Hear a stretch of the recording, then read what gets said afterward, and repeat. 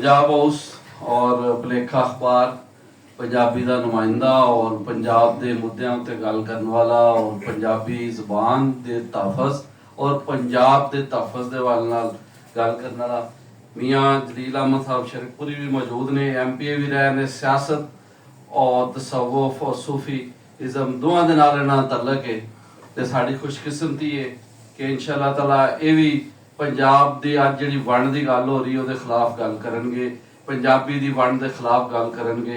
तो इस तो पहला मैं सदा देंगा जनाब मुदस्सर इकबाल भट्ट साहब नूं, चेयरमैन पंजाबी यूनियन, कि वो पंजाब और पंजाबीयत के हवाले नाल अपने खिताब के नाल लोकां नूं मुस्तफीद करन।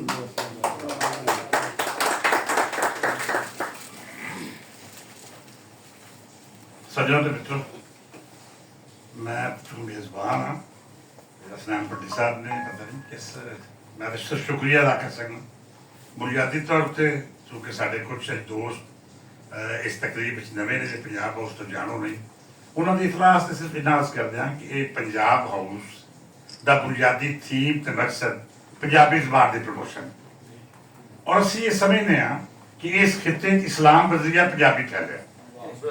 तमाम सूफी शुरा ने बाबा फरीद तो लैके जिन्हें भी सूफी शुरा हुए ने, बाबा बुल्ले शाह, वारिस शाह, सुल्तान पाक, मियाँ मोहम्मद बख्श, उन्हें तमाम तालीमात पंजाबी और मैं इस गल का भी कायल हाँ कि इस खिते इस्लाम वजीया मुला नहीं, इस्लाम वजीया सूफी फैलिया। क्योंकि असं सूफीज़म के प्रचारक हैं, उसने इतफाक है कि साढ़े को सूफिया की औलाद और बजाते खुद जो सूफी जो मौजूद ने।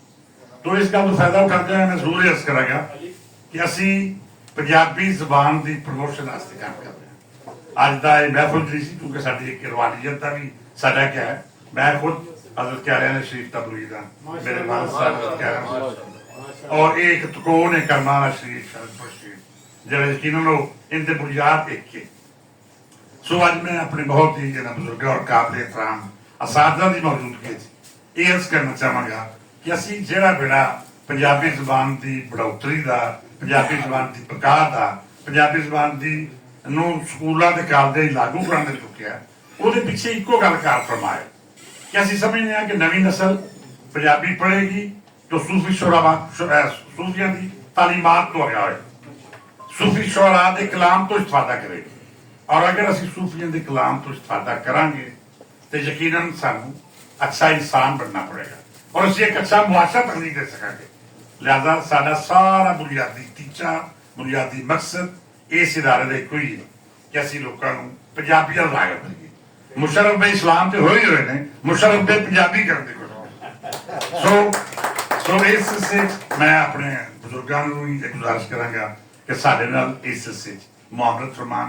पंजाबी जबान वलियां ते नबियां दी जबान मेरा दावा है।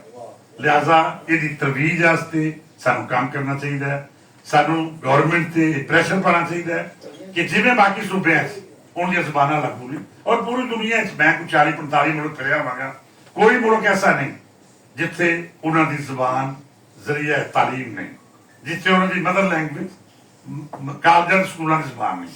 साडा पूरे दुनिया चो वाहद पंजाब है जिथे असीं अपनी जबान को रिजेक्ट किया है। बाकी तिना सूबे देख लो, सिंध कोई बच्चा उस वक्त तक बैठक नहीं कर सकता जिन्हें उसने का पर्चा दे, पख्तूनख्वा उस वक्त तक बच्चा बैठक नहीं कर सकता जिन्हें पश्तू का पर्चा दे। साडी सियासी लीडरशिप अशाफिया या इनको होर रंग भी दे लीजिए जरा लफ्ज शायद बहुत रजा हो, उन्होंने लापरवाही ते गफलत का नतीजा कि असीं पंजाबी नूं बतौर पंजाबी लैंग्वेज के कबूल ही नहीं किया। पाकिस्तान बनने के तकरीबन कुछ 40-45 साल बाद 1972 असी MA पंजाबी शुरू किया और उस तो बाद BA FA ते मैट्रिक बतौर इख्तियारी सब्जैक्ट की पंजाबी शुरू कर। और मैं समझना कि इंतहाई जुल्म ते ज्यादती सी, सानू उत्तों की बजाय थल्ले शुरू होना चाहिए, सानू पहली जमात तो बाहर पंजाबी पढ़ाना चाहिए। और हुण चलो मैं समझना कि कुछ भी इन्होंने होश आएगी, भावें मार खा के आएगी।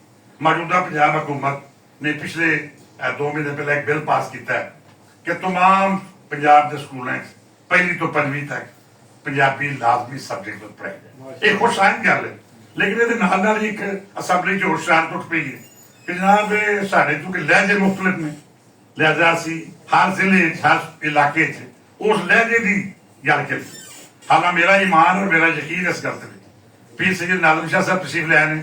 ਜੀ ਆਇਆਂ ਨੂੰ, ਵੈਲਕਮ, ਤਸ਼ਰੀਫ ਲਿਆਓ। ਮਾਸ਼ਾਅੱਲਾ ਸ਼ਾਹ ਸਾਹਿਬ ਸਿੱਧੇ ਸਟੇਜ ਤੇ ਆ ਜਾਓ।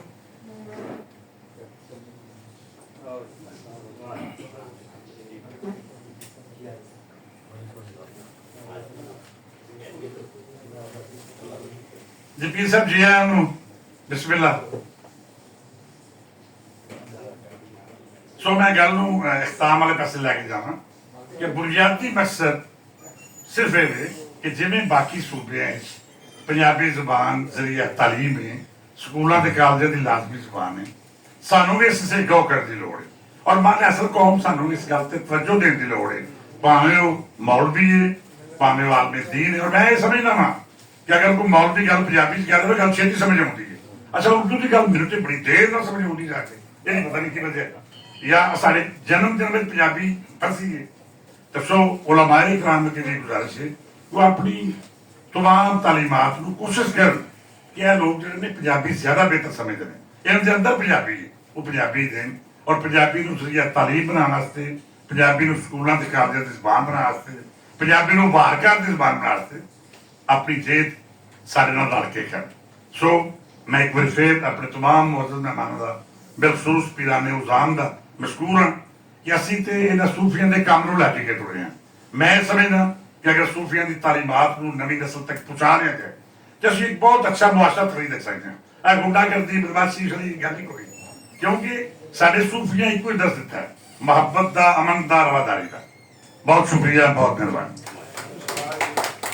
बहुत वधिया गल्लां कीतियां भट्ट साहब ने और उन्होंने कहा कि सारे मुशर्रफ दा पंजाबी हो ਮਾਸ਼ਾਅੱਲਾ ते पंजाबी जुबान दी लगवाई दी गल कीती भट्ट साहब ने।